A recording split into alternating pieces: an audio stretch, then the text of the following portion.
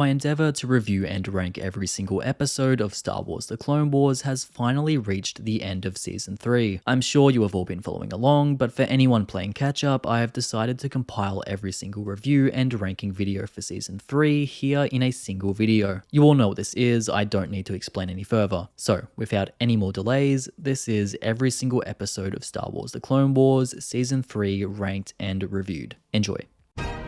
I'm on a mission to review and rank every single episode of Star Wars The Clone Wars, and I'm not stopping until it is done. I'm of course talking about the critically acclaimed 3D computer animated Star Wars anthology series that first aired in 2008 and ended in 2020. Not to be confused with Star Wars Clone Wars, the 2D animated micro series that was released in 2003. I'm watching and reviewing every single episode in the official release order to keep things simple and ranking each episode as I go along. When all is said and done, I'll have a complete and comprehensive ranking of every episode from the entire series. So to make sure you don't miss a single episode, like this video and subscribe to the channel to ensure you stay on this journey with me. There will be spoilers for today's featured episode, so viewers beware. Now, on to today's episode. Today we are looking at episode 1 from season 3 titled Clone Cadets. The premiere episode of season 3 follows the Clone Cadets in Domino's squad as they attempt to pass the final test in their training before they graduate to become troopers overseen by Jedi Master Shaak Ti and 2 bounty hunters. The squad is disorganized and sloppy, failing every practice test they partake in. They are written off by their mentors and believe that they are destined to fail. After leaving a man behind in their final test, they fail, but one of their teachers holds out hope for them and requests that they are given another chance at the test, a request that is fulfilled by Shaak Ti. Thanks to some inspiring words from their friends around them, specifically from the defective Clone 99, Domino's squad pulls themselves together and takes on their final test with a restored vigor, overcoming an intentional sabotage carried out by their instructor and finishing the test. At the end of the episode, we see Domino's squad promoted to troopers as they join the latest ranks of troopers headed for the front lines. For me personally, season 3 is where Clone Wars really hits its stride. Arcs are given more episodes to play out, the series starts to play with more original characters, the tone is darker overall, and the jump in animation is spectacular. Sure, there was a jump in quality between season 1 and 2, but the improved animation on display at the start of season 3 is incredible and easily noticeable. It's wonderful to see. Season 3 holds a very special place in my heart because it was the first season of Clone Wars that aired weekly on the free-to-air channel I watched it on. Rest in peace, ABC3. And get ready for the most epic battle of them all. You made it. Star Wars The Clone Wars, weeknights at 7, ABC3. Previously, seasons 1 and 2 jumped around a couple of different channels for a few years. As a result, I often found myself rewatching some of those episodes multiple times when I was younger. So, to be treated to a brand new episode of Clone Wars every week for an extended period was a blessing when I was a kid. I often found myself rewatching the episode of the week multiple times because I couldn't wait for the next one. It was a good time. Your actions will bring our civilization to ruin! May the 4th and 5th. Clone Wars Weekend from 10 on ABC3. But enough reminiscing. What about Clone Cadets? Well, it certainly starts season 3 off right with an episode that almost exclusively revolves around the development of a specific squad of clone troopers. This episode gives us what is perhaps the most in-depth look at the training and development of clone troopers before they are sent to the front lines that we have ever seen. The whole process is fascinating. There's Jedi Master Shaak Ti overseeing the whole thing, the fact that they use bounty hunters to train the clones, and the obstacle course that they use to judge and assess the clones is super fun. We've never seen this stuff before, so this episode is showing us a whole new world that I really appreciate. We get to see the inception of a clone squad that will follow in various capacities throughout the series, including troopers such as Echo, Heavy, and Fives. But of course, this is a prequel episode because we already saw Heavy get blown to hell in season 1. But that doesn't mean that he doesn't also get explored here as well. Heavy feels like he has to solve every problem by himself. He doesn't want to rely on his brothers, yet this is what causes him to fail the test every time. He has this really nice moment with the defective Clone 99, the best character ever. That's what I'm talking about! That's why he's the MVP! who reminds him that a clone's greatest strength is his connection to his brothers. Heavy was in the process of going AWOL before 99 talked him out of it, which again adds another interesting layer to the free will debate surrounding clones. But in a really nice scene that once again shows the human side of clones, Heavy decides to stay. Arguably 99 is the reason that Domino Squad passes the test, which is why Heavy gives him his medal before they ship out. A beautiful sentiment that is made heartbreaking when you remember Heavy's fate. We also get to see the earliest depiction of clone troopers Echo and Fives here as well, which makes their story even more meaningful and gives us the opportunity to follow a batch of clones from their inception all the way to their final destination. We even find out where Echo gets his name from. It's because he always repeats the orders given to every single trooper. Is there an Echo in here? Yes, What? I'm Echo. Seeing the squad learn to work together and eventually beat the obstacle course here is the main draw of the episode, and it shows us a lot about what makes clones so special and why they beat the droids almost every time. We also get a nice bit of background with regards to the cloning process here. We learn that since the death of Jango Fett, the Kaminoans are working with aging DNA samples that are being stretched beyond their means, resulting in more defective clones. It's an interesting tidbit which was never really discussed, and it makes sense that if you clone a clone, it probably wouldn't end well. There are also some smaller moments here I really appreciate. There's this conversation between two clones where one clearly starts to tell a story involving a woman, to which the other clone replies, "You've never even met a girl," which I find quite funny. And the clone trooper known as Cut Up has what I believe to be an Irish accent, which I just don't understand. Oh yeah, and we all look nothing alike either. Also, the constant use of the phrase Bad Batch has me thinking that Filoni had that show in the pipeline for years. Clone Cadets kicks off Season 3 of Clone Wars with an excellent episode that explores the creation of clone troopers and the trials and tribulations they have to face before being sent to the front lines. It gives us a satisfying starting point for a collection of clone troopers we will continue to follow for the entire series, and the eventual victory of Domino Squad is a feel-good story that every fan can get behind. And that was Clone Cadets. Ranking it against every other episode of Clone Wars I've reviewed so far, it currently sits at number 9. Will it hold this place? Only time will tell. And here is the complete ranking so far.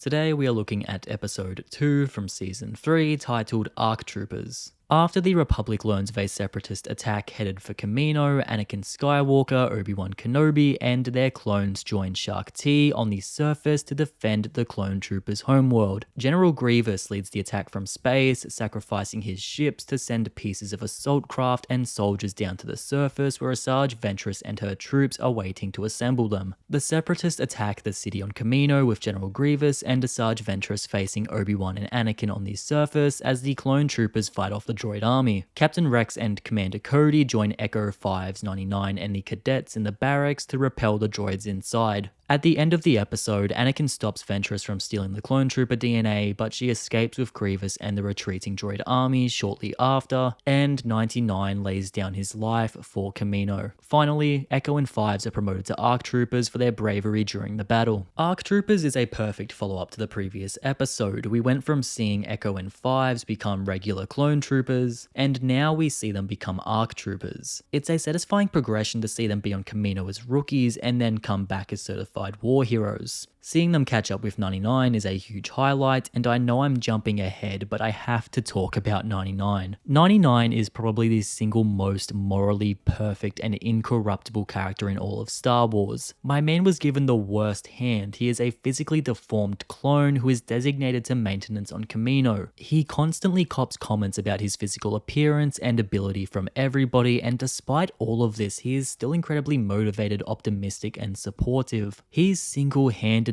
ensured that Domino Squad succeeded in the previous episode, and in this one he lays down his life for his brothers. 99 is on the front lines this episode, handing out supplies and weapons. He leads Rex and Cody to the armory, and he pretty much saves Echo and Fives at one point. He doesn't go down without a fight either. My man takes multiple laser bolts to the back and still fights on, even if it's only for a moment. 99's death is the single most emotional and devastating clone trooper death in the entire series because he didn't deserve any of it. 99 deserved better, and seeing his sacrifice breaks my heart every single time. He really was the best of them. Please!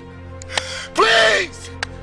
No! Beyond the emotional moments with 99, the battle for Kamino is the major focus of this episode. We finally see Grievous and Ventress team up, and Grievous' strategy to sacrifice his ships to send debris flying down to the surface of Kamino for Ventress to assemble an assault force is a unique setup that pays off in spades when we see Separatist assault craft leap from the waves and onto the city. The rest of the episode is absolute chaos, with clones and droids running everywhere, flurries of blaster fire, and we even get some brilliant lightsaber fights with Anakin taking on Ventress and Obi-Wan fighting Grievous. We see Rex and Cody work with clone cadets to repel battle droids, there's some great space warfare at the start of the battle, and the body count on both sides is ridiculous. The action here is also enhanced by the fact that the clones are defending their home this episode. This isn't a battle they were told to fight, this is a do or die situation for the clone troopers. They fight passionately for their home, and it gives the action a level of emotion that we don't usually get from the series when clones are involved.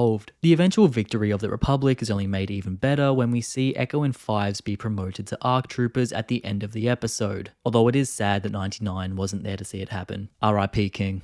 There's a couple of smaller moments that stick out here too. The scene where Ventress impales this clone trooper and then kisses him has always creeped me out. Remember, this is a kids show, people. Although stuff like that does make Anakin seem justified when he almost orders a squad of clones to execute Ventress instead of arresting her before she manages to escape. Anakin wasn't messing around here, he was about to kill Ventress, and I honestly respect it. ARC Troopers is an all-time classic Clone Wars episode. The battle for Kamino is one of my favourite conflicts from this series, and seeing the clones passionately defend their home is very special. We get space battles, blaster fights, and lightsaber duels in an episode that thrills. Paired with the emotional plot with 99, this episode hits all the right notes from start to finish. And that was ARC Troopers, ranking it against every other episode of Clone Wars I've reviewed so far. It currently sits at number 3. Will it hold this place? Only time will tell. And here is the complete ranking so far.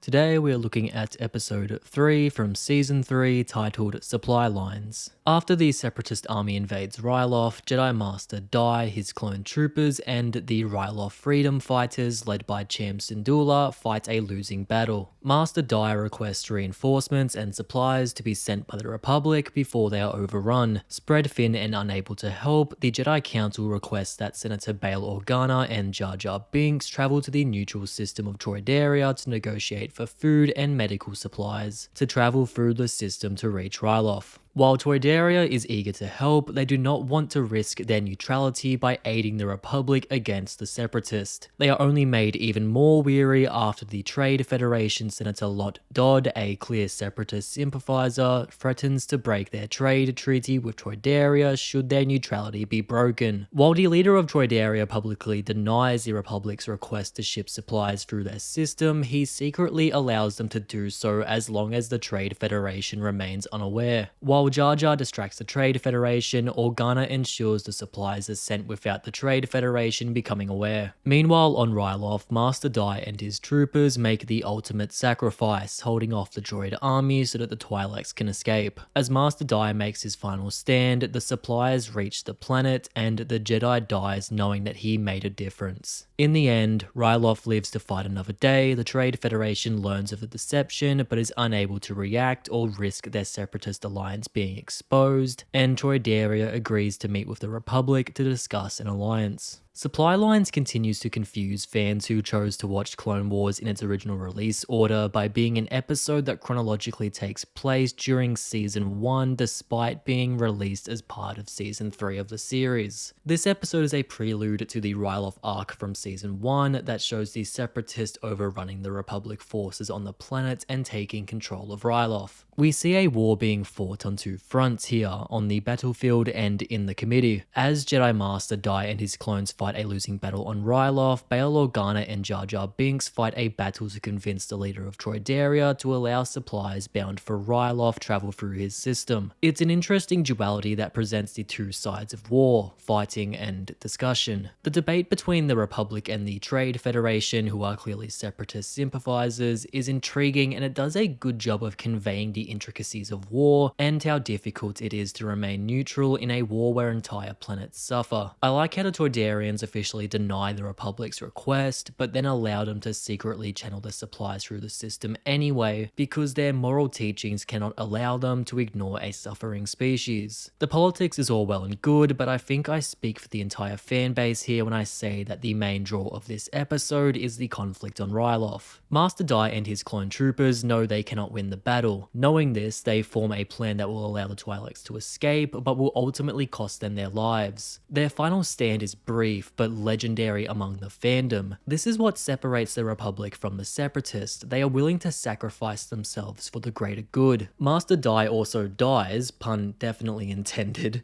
knowing that the supplies reached Ryloth, which is a nice final moment for the Jedi. But it is a little jarring to flip back and forth between the incredibly dire situation on Ryloth to Jar Jar juggling plates and cups in an effort to distract the Trade Federation while the Republic ships leave Troideria. It leaves the audience with a slight case of tonal whiplash, which I don't entirely appreciate. That being said, Jar Jar is otherwise pretty restrained in this episode, and he actually helps on purpose here instead of stumbling his way to victory, so I do appreciate that. Supply Lines shows us the duality of the Clone Wars, the fighting and the talking. Bail Organa and Jar Jar's mission to negotiate the shipment of supplies to Ryloth is a compelling political plot that shows us the importance of diplomacy in the Clone Wars, and Master Dai's desperate final stand and eventual sacrifice with his clone troopers provides solid Clone Wars action topped off with an emotional climax. And that was Supply Lines, ranking it against every other episode of Clone Wars I've reviewed so far. It currently sits at number 30. Will it hold this place? Only time will tell. And here is the complete ranking so far.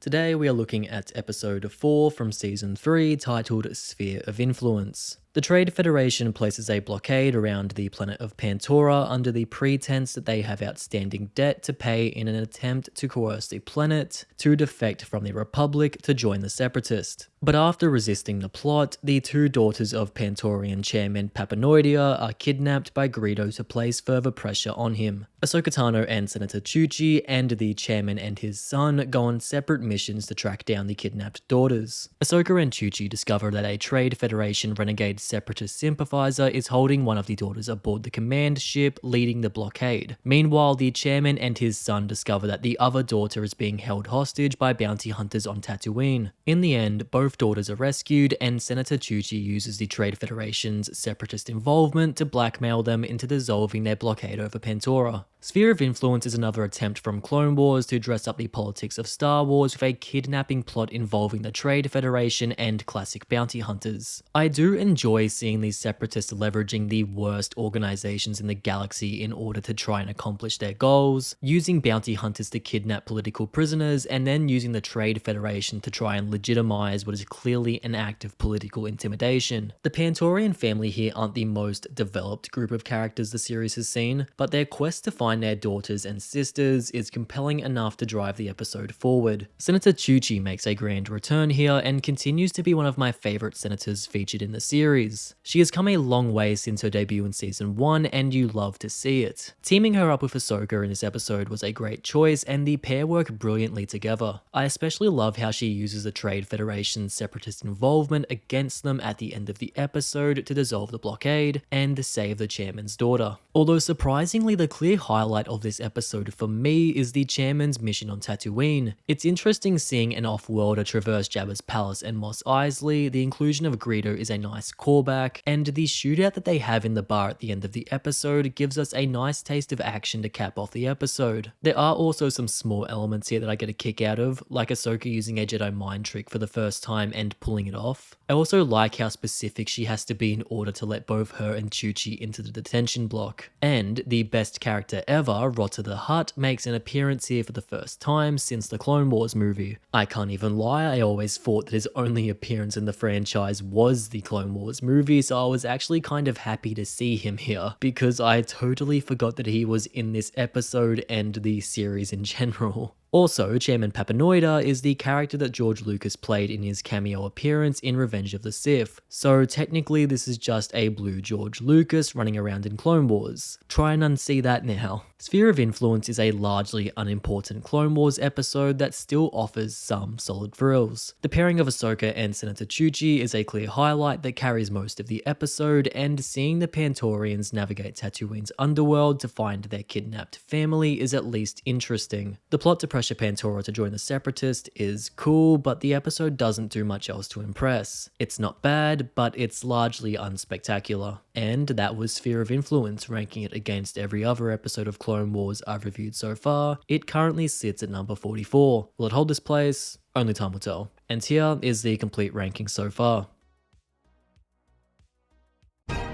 Today we are looking at episode 5 from season 3 titled Corruption. Padme Amidala travels to Mandalore to meet with Duchess Satine as the planet struggles to support its people, with their neutrality affecting their access to supplies and resources. People are getting desperate, with a customs officer taking a bribe to allow the unregulated import of an improperly brewed bottled tea that is poisoning drinkers. After the tea is distributed to multiple schools, a mass outbreak of sick children occurs, causing Padme and Satine to investigate. Satine uncovers rampant corruption and negligence within her very own government as she takes it upon herself to stop the tea from being imported and find those responsible. Satine and Padme find the importers, burn down the factory, and capture or execute everyone involved. At the end of the episode, Satine questions the future of her people and requests that Padme asks for the Jedi Council to send her a Jedi who can look into the corruption within her government. In a recent episode, I said that Season 3 is where Clone Wars finally hits its stride, and while that is certainly true of the latter half of this season, I forgot how dry and unremarkable the earlier episodes of this season can be at times. This can clearly be seen in episodes like Corruption. There is a long string of episodes this season that focus on the politics of Star Wars, and while it does flesh out the universe and give further insights into the motives behind the war, ultimately it just isn't what fans watch the show for. There is a reason that fans reacted so violently towards the heavy focus on politics in The Phantom Menace, and while Clone Wars does a better job of making the politics more compelling, it can still be incredibly unexciting. But let's talk about what I do like about this episode. The pairing of Padme and Satine is a lot of fun. The characters share a lot of qualities, and it's nice to see them share such a comforting and reliable friendship in a changing universe. The fashion on display here from both characters is also gorgeous. I know I don't mention it a lot, but the fashion behind the Star Wars universe never fails to impress me. I also love how Satine commands every situation she finds herself in, and she is a joy to watch from beginning to end. I do like how the poisoned tea develops from a tactic to dilute the tea so that the manufacturers can make more for less, and that the mass poisoning is merely a result of greed. And the clear similarities that the final bust has to real life drug bust is a lot of fun. And of course, it is interesting to see that once again, Clone Wars pushes the idea that it's impossible for any nation or group to stay truly neutral in wartime, with Mandalore suffering because of their refusal to pick a side. All of this is well and good, but this episode has always just felt meandering to me. There's a reason I remember it as the tea episode. I understand that the entire episode is done in service of conveying how Mandalore's independence affects its access to resources, but it isn't super effective in spicing up the politics here. Like I've previously said, it isn't so much that I dislike the politics of Star Wars, although I know a lot of fans despise it. It just isn't what I'm specifically interested in. Yes, this episode suffers from being right in the middle of a collection of politics-heavy episodes, and it would definitely benefit from a different placement, but that doesn't excuse the fact that it feels like dead air in a season that has some of Clone Wars' best arcs. Corruption explores some interesting ideas in an episode that ultimately fails to leave a lasting impression. It is fun to see Padme and Satine paired up to bust an underground smuggling ring, but it doesn't dress up the obvious politics as effectively as other episodes. The tea episode's exploration of how Mandalore's independence and therefore lack of access to resources causes dangerous products to make their way onto the planet does add some context to the wider universe, but it also leaves me begging for a lightsaber to be drawn. It's by no means an awful episode, but it certainly isn't what the audience is demanding. And that was Corruption, ranking it against every other episode of Clone Wars I've reviewed so far. It currently sits at number 44. Will it hold this place? Only time will tell. And here is the complete ranking so far.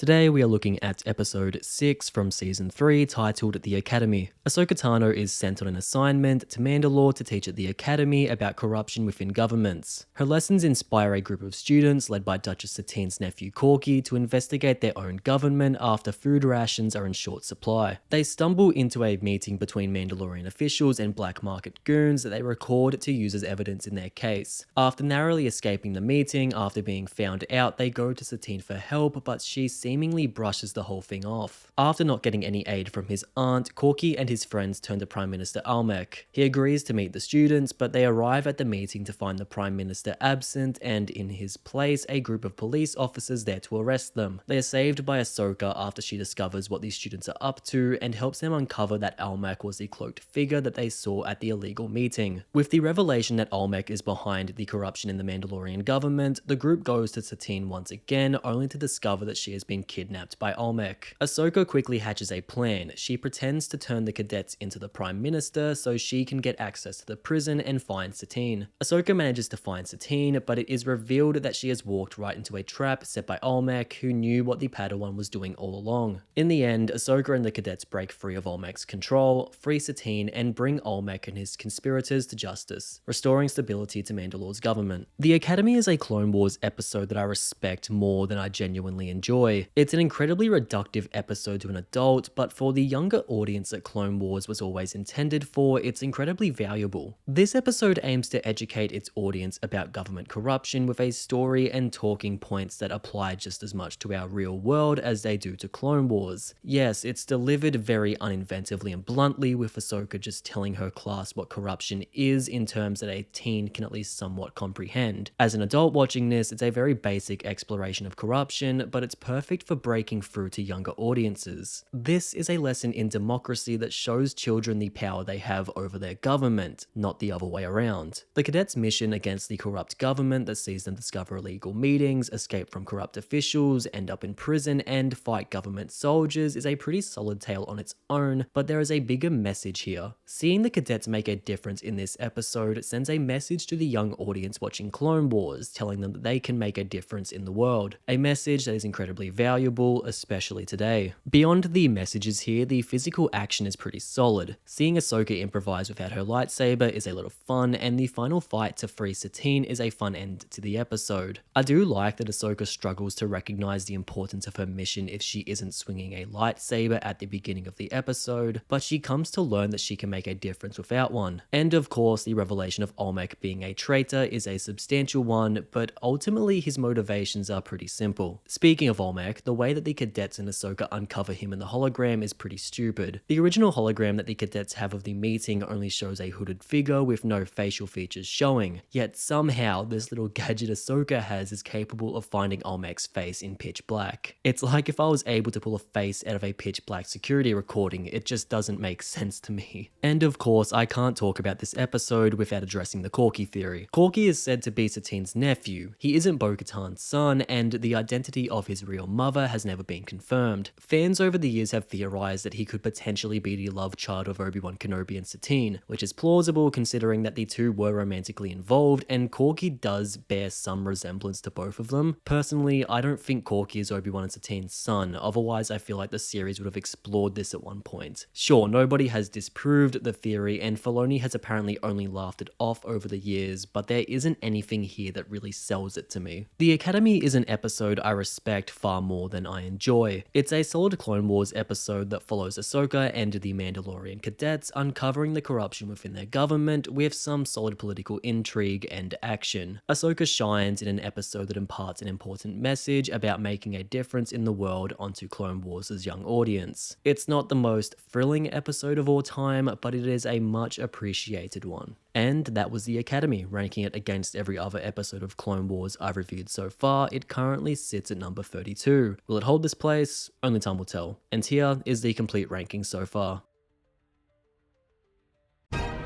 Today we are looking at episode 7 from season 3 titled Assassin. After Ahsoka Tano has visions of Padme Amidala being assassinated by bounty hunter Aurra Sing, Ahsoka accompanies the senator on a peace mission to Alderaan. After some cloudy visions and a false alarm, Ahsoka gathers a clear understanding of the danger Padme is facing and foils Sing's assassination attempt. Unshaken from the attempt on her life, Padme insists on completing her speech, but Ahsoka and her security only agree to let Padme speak if she is not present in the room. A Betty Bot fills in for Padme while she gives her speech from the security of her room, but Singh sees through the deception and finds Padme in her room. Once again, Ahsoka stops Singh and with Padme's help, captures her. Padme and Ahsoka travel back to Coruscant with Aurra Singh in tow, still unaware of who hired Singh to kill Padme. But after Yoda gives Ahsoka some guidance to help her with the visions, she discovers enough new details about who wants Padme dead for the Senator to realize it was none other than Zero the Hutt. The end of the episode sees Ahsoka and Anakin Skywalker visit Zero in prison, where Ahsoka baits him into admitting he hired Aurra Singh, effectively securing himself an even longer stay in prison.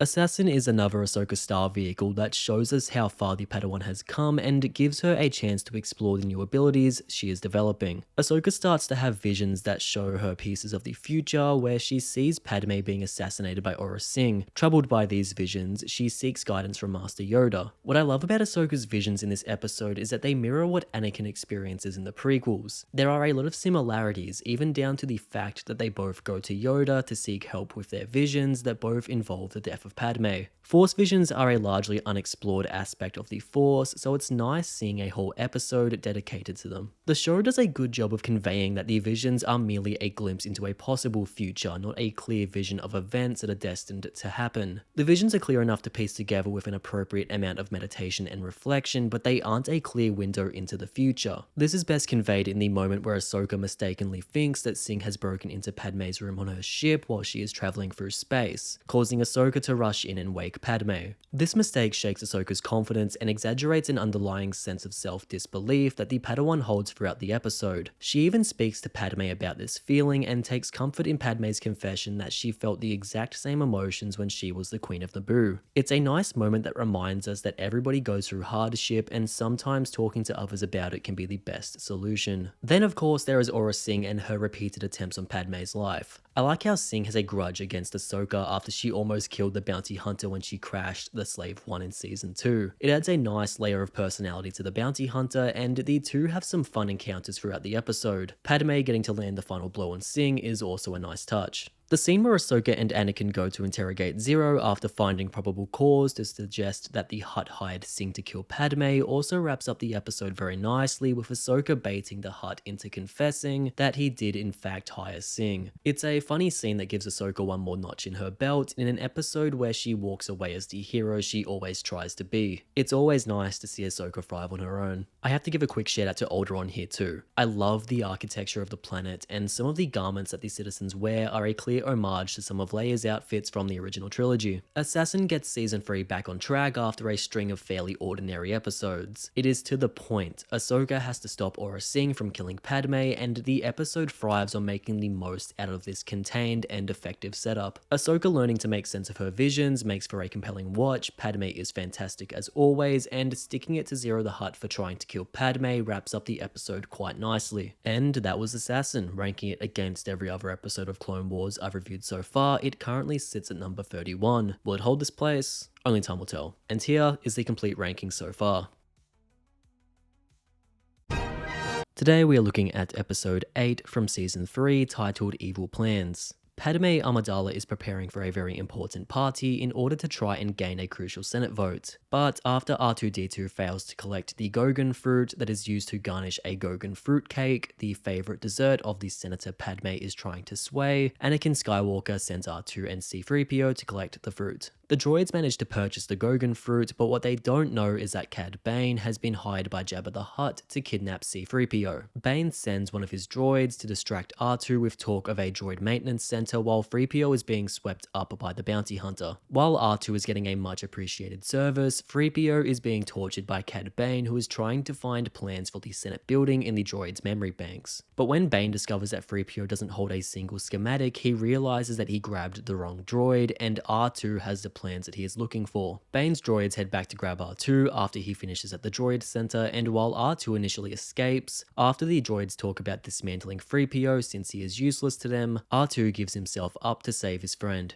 R2 is taken to Bane, who finds the plans that he is looking for, and when he is finished with the droids, he wipes their memory banks and dumps them back on the street, leaving the droids with no knowledge of what just occurred. R2 and 3PO collect the Gogan fruit and make it back just in time for Padme to present the dessert at her party. When Anakin scolds the droids for their tardiness and demands to know what took them so long, the droids reveal that they have no recollection of their day. The end of the episode sees Cad Bane deliver the Senate building plans to Jabba the Hutt, who then rehires Bane, this time to spring Zero the Hutt from his Republic prison using the plans he just acquired. Evil plans, wow, real original name Filoni, is the definition of unnecessary. I've spent most of this series praising Clone Wars, so the show is long overdue for some criticism from yours truly, and this episode is low-hanging fruit that I really want to rip into right now. This episode is a complete waste of time. Padme's party and the droid's quest to buy some fruit is a cute concept, and it does have some charm, but not anywhere near enough to sustain a whole episode of Clone Wars, which would be fine if it was paired with a compelling narrative to run parallel with. Instead, we have to sit through a plot with Cad Bane that gives us context to an episode from season 1 that we never asked for. Evil Plans is an entire episode dedicated to showing us how Cad Bane got the building plans for the Senate building that he used to plan his attack in the hostage crisis episode from season 1. I didn't need to see this, and I don't think anybody ever questioned where Cad Bane got plans for the Senate building because it doesn't matter.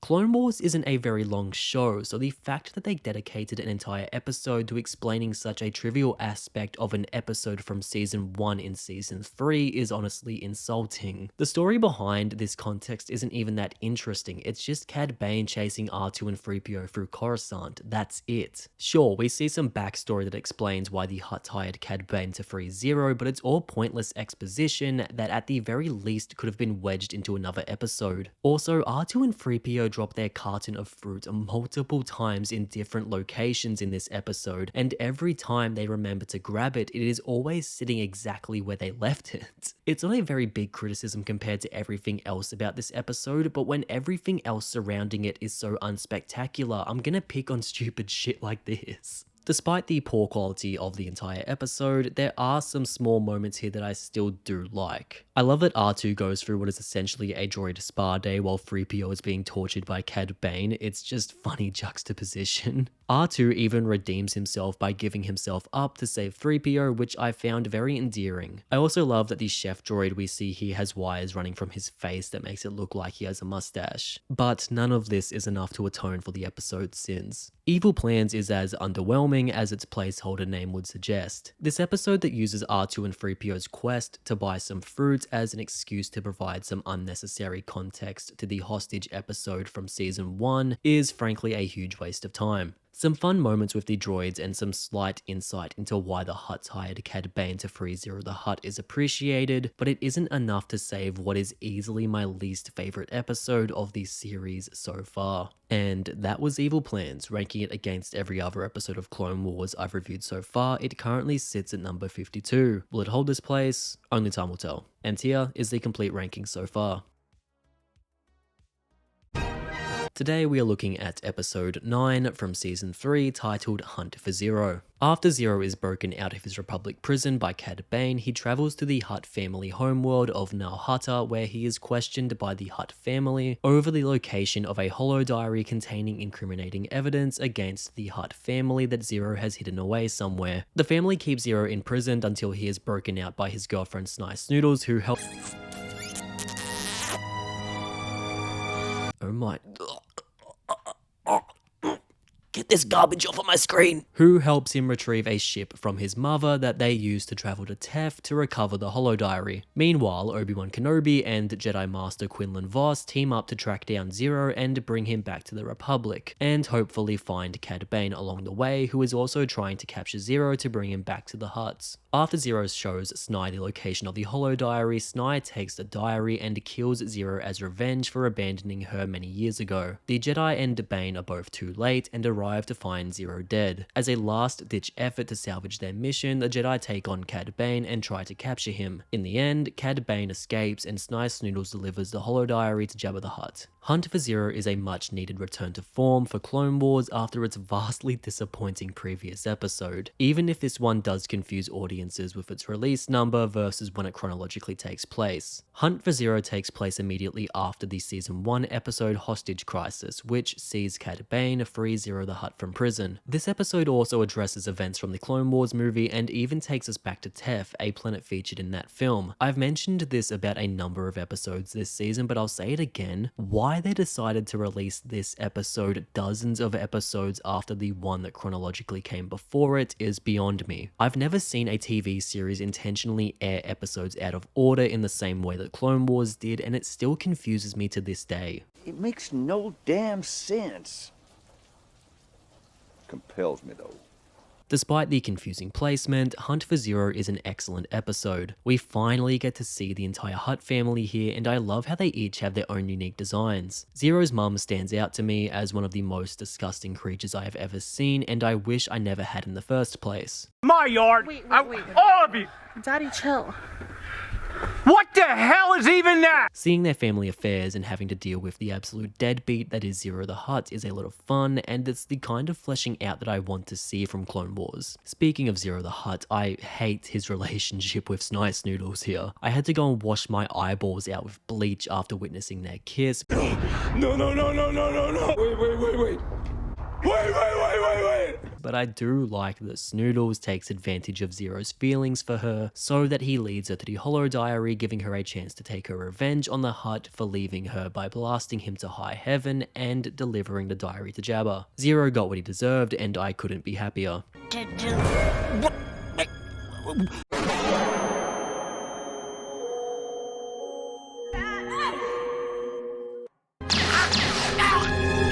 But the real highlight of this episode for me is Cad Bane and the Jedi. Specifically, I love the inclusion of Jedi Master Quinlan Vos here. He's a reckless, hot-headed showboat of a Jedi, and I love every second we spend with him. Pairing him with the patient and level-headed Obi-Wan is a great choice, and the two actually work quite well together. I love Vos's force tracking ability, and honestly, I'm disappointed that we didn't get to see more of him, considering that this is what I believe to be his only appearance in Clone Wars.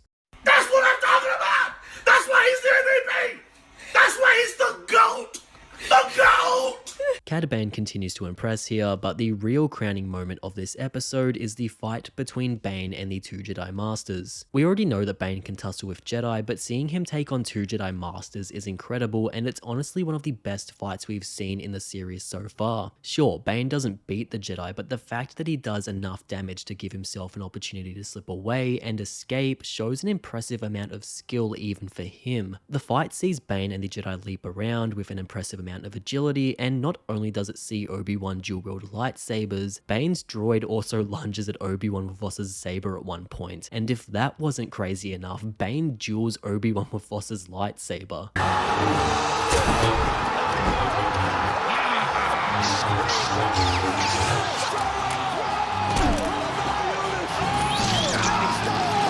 This fight is absolute madness, and I love it. Otherwise, there are also a couple of small things that caught my eye in this episode. We've seen Hutt Twilight dancers before, but the clear similarities to real-life strippers and burlesque dancers here is kinda ridiculous. These dancers are showing a lot of skin, which is fine until you remember the age range that this show is targeting.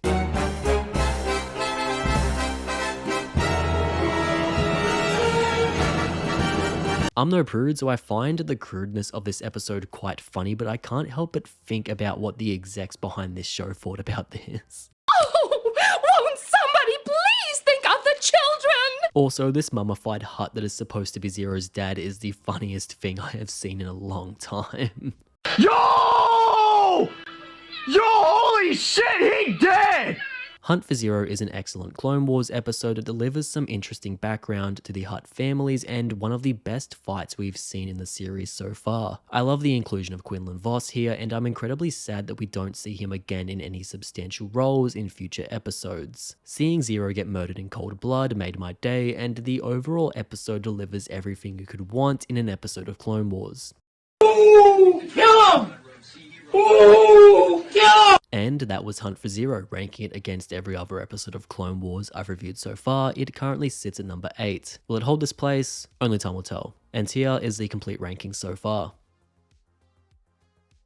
To Today we are looking at episode 10 from season 3 titled Heroes on Both Sides. After the Republic attempts to pass a bill that will deregulate the banks in order to pay for the creation of more clones, Padme Amidala and Ahsoka Tano secretly travel to the separatist world Raxus to meet with one of Padme's old friends who is a separatist supporter. The two meet Mina Bonteri and her son Lux. Padme pleads with Bonteri to encourage the Separatist Senate to extend an olive branch to the Republic in an effort to sow peace and end the war. Bonteri agrees, and when she puts the motion forward in the Separatist Senate, they vote to move forward with the peace talks. Meanwhile, Ahsoka discovers the nuance within the Separatist through discussions with Lux, and the two grow quite fond of each other. Meanwhile, back on Coruscant, General Grievous, under orders from Count Dooku, has dispatched infiltration droids on a mission to destroy the city's main reactor with the intention of a separatist attack on Coruscant, destroying any hope of peace talks, so that the Trade Federation can profit from the deregulation of the banks. Padme and Ahsoka arrive back on Coruscant in time to vote in favor of the peace talks with the Separatists, but the Senate is interrupted by the Separatist destruction of the reactor, plunging the Senate into darkness. The attack completely kills any hope of peace and persuades the Republic Senate to pass the bill deregulating the banks, ensuring the continuation of the war. At the very least, Ahsoka walks away from the experience with a more tempered view of the war. Heroes on Both Sides offers much more than a clever title that references the opening crawl to Revenge of the Sith, giving us a lesson in empathy and perspective. The most compelling part of this episode is seeing Ahsoka talking with the Bonateries, specifically Lux, and gaining a more nuanced understanding of the war. Ahsoka has only ever encountered separatists that are war-mad generals like Grievous and Ventress and their armies of battle droids, but here Ahsoka comes to learn that a lot of separatist sympathizers are just regular people, and even though they hold an opposing view, that doesn't make them evil. Hell, she takes quite a liking to Lux by the end of the episode. In an age where people in our own world seem less tolerant of opposing views, Clone Wars teaches children that it's okay for people to disagree and that we can only truly solve our problems through discussion. I appreciate the effort that the episode goes through to paint the separatist army in a more nuanced light, once again reminding us that there is good and evil on both sides of every war, even if this message is slightly undercut by Dooku's obsession with keeping the war going. The separatists objectively follow an awful person, which does slightly hurt the message of the episode, but to be fair, they don't actually know what their glorious leader gets up to in his spare time. Do they know he tried to kill a literal child in the Clone Wars movie? Beyond the separatist sympathy in this episode, the sequences involving the infiltrator droids that ultimately doom the peace talks are honestly terrifying. These droids that disguise themselves as cleaner droids trick their way past Commander Fox right into the Republic reactor room, gun down a room full of innocent workers, and then combine to form bombs to blow up the reactor are impressively efficient. It's a cool sequence that gives the episode a nice little bit of action. I also love how General Grievous gives this passionate speech to them before they are deployed, even though it's totally lost on them. Between the separatist attack and the deregulation of the banks, the Republic objectively loses in this episode. The only small win they have here is that Ahsoka walks away with a deeper understanding of the war, something that doesn't bode well with Anakin. Anakin clearly sees any separatist sympathizer as an objective evil, and he is disgusted by the idea of sowing peace with them. It's another small hint towards why Anakin would willingly join a galactic empire. Speaking of Anakin and Ahsoka, we get the debut of their updated character models here, with Anakin growing longer hair and shedding his armor. Meanwhile, Ahsoka ditches the tube top and debuts her dual lightsabers. It's a nice change that coincides with the huge increase in quality we are about to see from the series. Heroes on Both Sides shows a level of maturity and nuance that you don't expect in any other children's cartoon. I appreciate the show's dedication to teaching younger audiences that it's okay for individuals to have conflicting views, and showing how productive simply having a conversation can be. Ahsoka's newfound perspective is a joy to see, the conversation with separatist sympathizers are thrilling, and the destruction of the reactor on Coruscant is heartbreaking. This is an incredible episode all round. And that was Heroes on Both Sides. Ranking it against every other episode of Clone Wars I've reviewed so far, it currently sits at number 6. Will it hold this place? Only time will tell. And here is the complete ranking so far.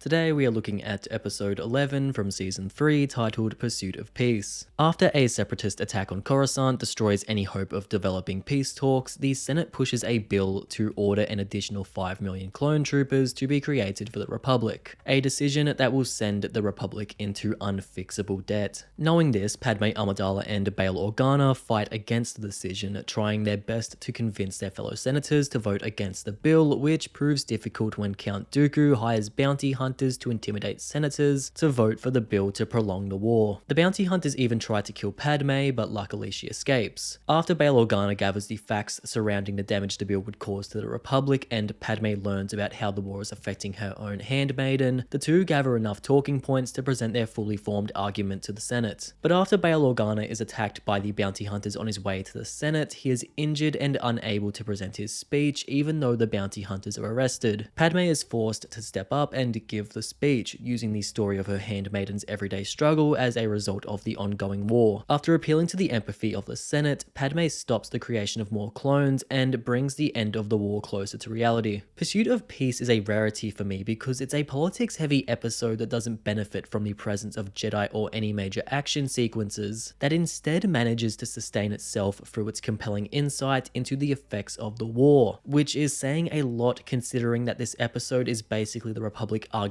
over whether or not they should take out a loan. Honestly, the argument shouldn't even be given a whole episode considering that the banking clan offers the Republic an interest rate of 25%. You would have to be an idiot to take on a loan with that rate. I'm no financial advisor, but even I know that's an awful deal. Where this episode really shines is in its exploration of Padme as a senator. Padme is clearly growing tired of the war and is questioning whether or not she is even making a difference. She tries to do the right thing, and yet every time she starts to make waves within the Senate, someone comes along and undoes all of it. She has to fight political intimidation, a chancellor that has ultimately rigged the entire game, and warmongers who would hate nothing more than seeing the end of the Clone Wars. Padme's resolve is shaken in this episode and is only restored after her handmaiden reminds her that people look to her for guidance and support. Padme isn't fighting for herself, she is fighting for the people. After she is reminded of that, she gets a second wind. I love that Padme takes the time to sit down and ask her handmaiden how the war is affecting her and her family in a scene that reminds us that this war is much bigger than the clones and droids on the front lines. Everyday people also suffer because of it. To then see Padme use this reminder as the core argument in her speech to the Senate ultimately sells the episode's entire point. When you wage war, no one side ever truly wins, at least not without great suffering. Seeing Dooku's intimidation tactics on display here is also interesting. It's funny that he hires the sloppiest bounty hunters ever, almost as if so people would never assume that the great Count Dooku would ever work with such bums. I also really like the chase that they have with Padme in the middle of the episode.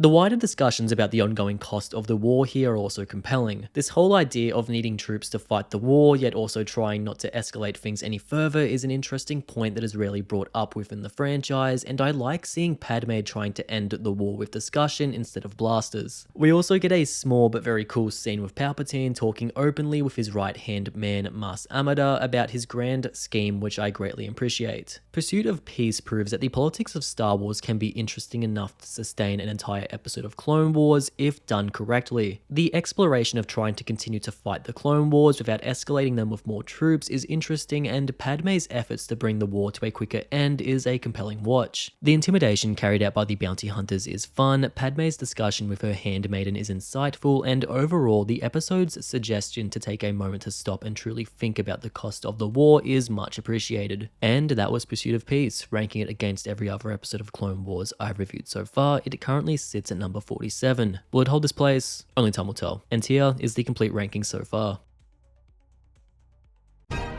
Today we are looking at episode 12 from season 3 titled Night Sisters. After Palpatine informs Count Dooku that he fears Asajj Ventress is growing too powerful, he orders the Count to kill his apprentice. Meanwhile, Asajj Ventress is in the middle of a space battle with Anakin Skywalker and Obi-Wan Kenobi, and after a brief lightsaber duel in the Separatist command ship, Dooku orders his army to fire on the command ship. Anakin and Obi-Wan escape, and while Ventress escapes the ship, she is left abandoned in space. After she is picked up by some scavengers, she steals their ship and travels back to her homeworld, Dathomir, where she reunites with her clan, the Night Sisters. After a process of healing where Ventress experiences flashbacks to her time as a Jedi and Sith, she swears to take vengeance on Count Dooku. After using Night Sister magic to become invisible, Ventress and two sisters travel to Count Dooku's base. They sneak into Dooku's quarters while he is asleep, dull his senses with poison, and duel him using Jedi lightsabers to make the Count think the Republic is behind the attack. While they ultimately fail to defeat the Count, the attack scares Dooku enough that he sees the need to take on a new apprentice. And when Mother Talzin offers to find Dooku a new one, he can't help but say yes. Ultimately, this all kicks off Talzin and Ventress's plan to insert their own agent within Dooku's ranks. Night Sisters kicks off the second half of Season 3, and let me tell you now, the second half of this season is Clone Wars perfection. It's a string of episodes that I'm very excited to explore, starting with Night Sisters. This is a Sith-centric episode revolving around Dooku, Palpatine, and Ventress. The idea that Palpatine becomes concerned enough with Ventress's growing powers to have Dooku destroy her is a plot point that hooks the audience straight away. Why does Palpatine ask him to do this? Nobody really knows. It could be that he's worried that Dooku might use Ventress to overthrow him, she might threaten the rule of two, or maybe Ventress just sucks at her job. Either way, Dooku just cutting off his apprentice is a cold-hearted move that really goes to show just how evil the Sith really are. The whole sequence where this plays out is also just brilliant. We get our first proper taste of Anakin, Obi-Wan, and Ventress in action with their updated animation models here in a space battle that reminds me of the opening sequence from Revenge of the Sith. They have an excellent lightsaber duel, and it's a great opening action beat. Then of course we get the introduction of the Night Sisters here, the clan of space witches that Ventress belongs to. While we don't get too much information about them here, what we do see is quite interesting. Mother Talzin introduces herself as a powerful leader, and they display some powerful abilities. We also get to finally see Ventress's history before she became Dooku's apprentice. We see her being taken away as a child, saved from what appears to be slavery from a Jedi Master who takes her on as an apprentice, and the death of her master that ultimately marks her transition into the dark side. While it's a shame that the episode speedruns Ventress's origins without giving away too much detail, it gives the character some much needed background. And then of course there is the assassination attempt on Count Dooku. We finally get to see Dooku in action in a straight up lightsaber fight as he defends himself from Ventress and her two sisters armed with Jedi lightsabers in his pajamas, which is actually quite funny. But despite his appearance, Dooku is a beast here. Even though he is drugged and these sisters are invisible, he fights them with only the Force guiding him in a fight that culminates in the Sith Lord electrocuting all three of the sisters at once and throwing them out of a window. Dooku has been the puppet master for most of the series so far, so to finally see him make proper use of his skills with the Force is a sight for sore eyes. And in a brilliant twist, while the attack fails, it simply leads into a new plot from the Night Sisters. Dooku is worried after the attack. Without an apprentice, he is vulnerable to Jedi attacks. After all, his attackers did have lightsabers, so they must have been Jedi. While he is considering his next move, Mother Talzin offers to find a new apprentice for Dooku, who she is secretly going to use against him, ultimately fulfilling Ventress's vengeance. It's a brilliant plot that is fully realized in the following episodes. Night Sisters is mostly concerned with fleshing out Ventress's backstory and introducing the Night Sister witches, but some great lightsaber duels keep the episode exciting. This is very much a setup episode that pays off over the rest of the Night Sisters arc, and Ventress's plot to take revenge against Dooku for abandoning her is only just getting started. And that was Night Sisters, ranking it against every other episode of Clone Wars I've reviewed so far. It currently sits at number 12. Will it hold this place? Only time will tell. And here is the complete ranking so far.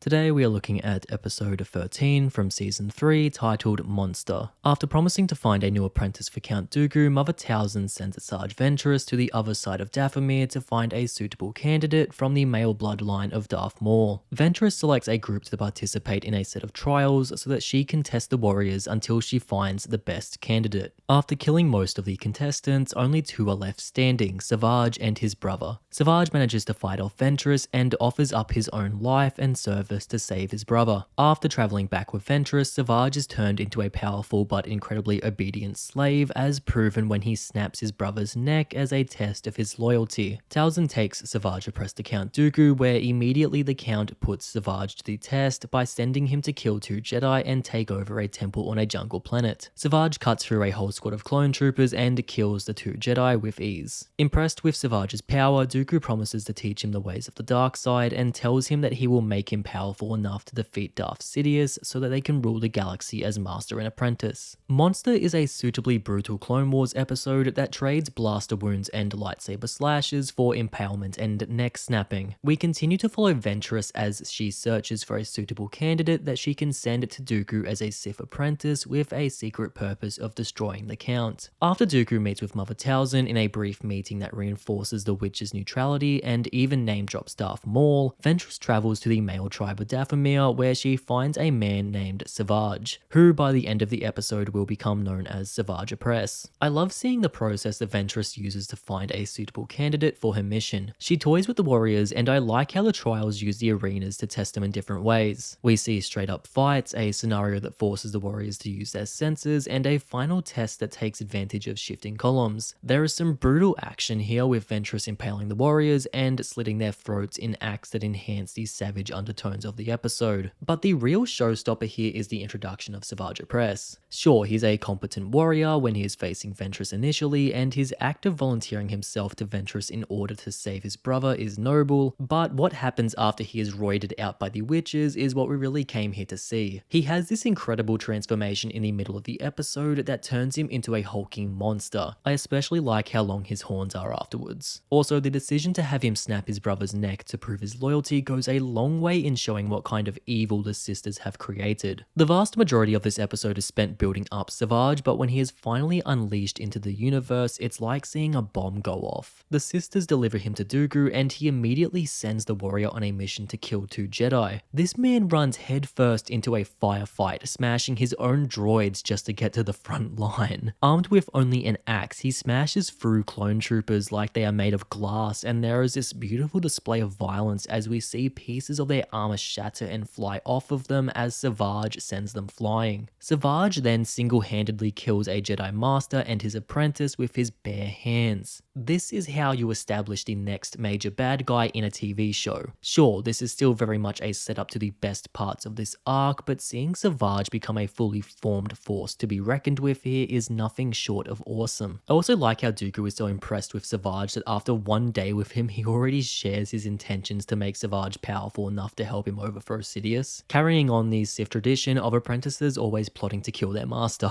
Monster is a brutal Clone Wars episode that lives up to its name. The process of selection that Ventress holds to find Savage Opress is a joy to watch, and seeing the creation of this wrecking ball is nothing short of amazing. The episode further proves just how powerful the Night Sisters are. Savage's brutal execution of 2 Jedi and their clones is suitably scary, and it all sets the stage for an explosive end to the arc. And that was Monster. Ranking it against every other episode of Clone Wars I've reviewed so far, it currently sits at number 13. Will it hold this place? Only time will tell. And here is the complete ranking so far.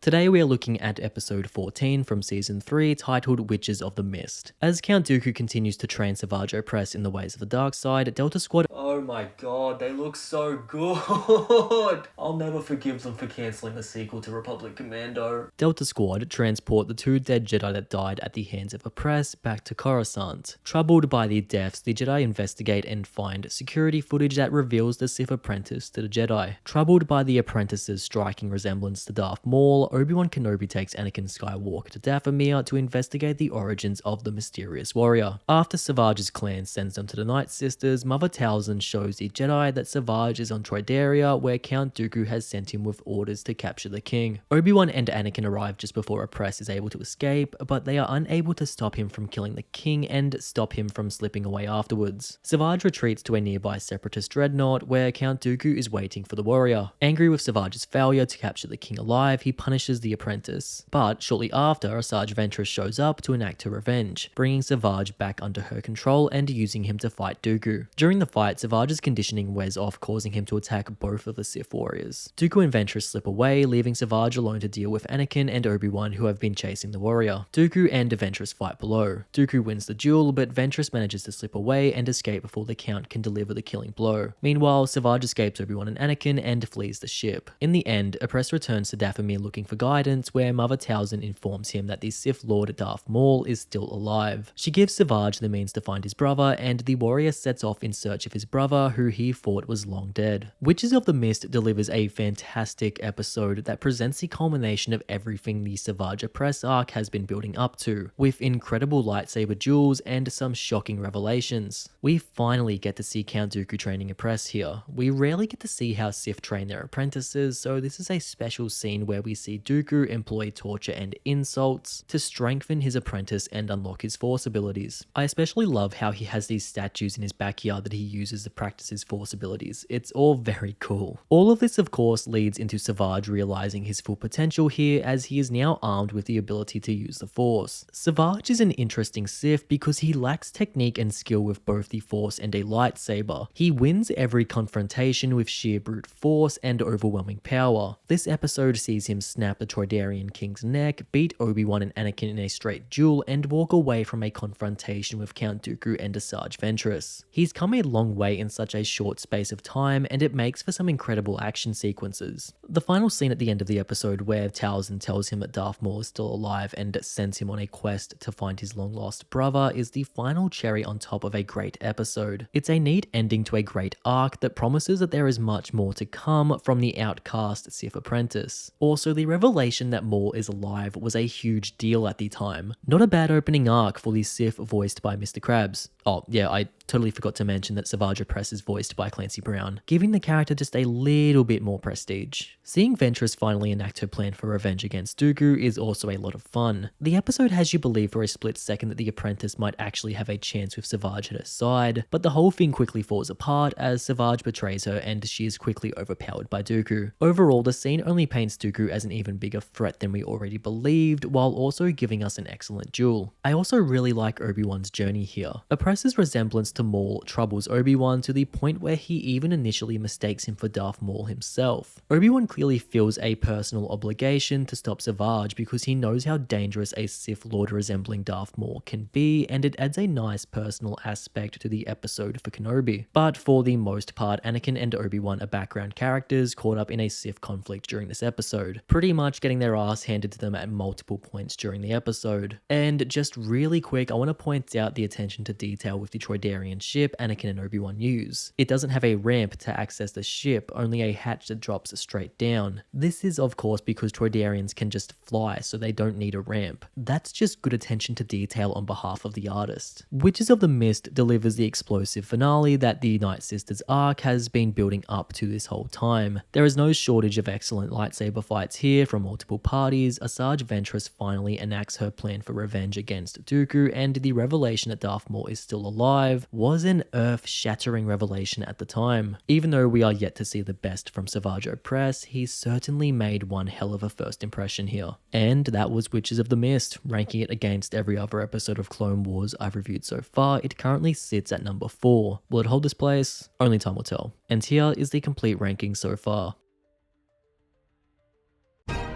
Today we are looking at episode 15 from season 3 titled Overlords. Anakin Skywalker, Obi-Wan Kenobi, and Ahsoka Tano respond to a cryptic message from deep space using an ancient Jedi distress code. Despite being at the same coordinates as Captain Rex and the fleet, the two parties cannot see each other in space, and there is nothing at the location of the distress signal. Suddenly, a huge mysterious structure appears in front of the Jedi and pulls their ship into its orbit. The Jedi black out and wake up on an unfamiliar world with the ship functioning normally but refusing to take off. They leave the ship and meet a strange radiant woman who simply calls herself Daughter, who begins to ask Anakin if he is the one. Without Anakin giving an answer, the Daughter offers to take them to someone called the Father. With no other plans, the Jedi follow her. After Anakin is separated from Ahsoka and Obi-Wan by a crumbling cliff, he continues to follow the Daughter and tells Obi-Wan and Ahsoka to go back to the ship. But when they arrive, the ship is missing. Suddenly, an entity known as Sun appears, who after a brief conversation leaves them as they head for shelter to protect themselves from the incoming storm. After following daughter, Anakin stumbles across a monastery and meets an old man inside who tells Anakin he is soon to be tested to see if he can fulfill his destiny and that he is welcome to stay the night. Meanwhile, while sleeping in a cave, Obi-Wan is visited by the Force ghost of his older master, Qui-Gon Jinn, who tells Obi-Wan about the strange relationship the planet has with the Force and how it might affect Anakin. Can you just order me a hot dog? Shouldn't you be haunting Darth Maul or Yoda? Go haunt Yoda! At the same time, Anakin is visited by a vision of his dead mother Shmi, to whom he unwraps his past mistakes and guilt with as she takes a monstrous form briefly before disappearing. Shortly after, Ahsoka has a vision where she speaks with her future self who tells her she must leave Anakin or risk being corrupted by the dark side. Anakin confronts the old man over his experience with his dead mother, and the old man reveals to him that he and his children are extremely powerful Force wielders who were forced to exile themselves from the outside world or risk their powers corrupting the balance of the universe. He tells Anakin that he and his friends will be free to go once Anakin completes a simple test to determine whether or not he is truly the chosen one. The children kidnap Ahsoka and Obi-Wan as part of Anakin's test where he is asked to choose one to save. Drawing on his true power, Anakin saves both of them and passes the test. The old man then reveals that Anakin's destiny as the chosen one is to take his place on the planet and to keep the balance between his children or risk the galaxy falling into chaos. Anakin ignores this and still chooses to leave, flying off with Obi-Wan and Ahsoka at the end of the episode. There's a lot to unpack here, so I hope that the story wasn't lost on you guys in my efforts to keep that recap brief. If it was, then honestly just go to Wikipedia.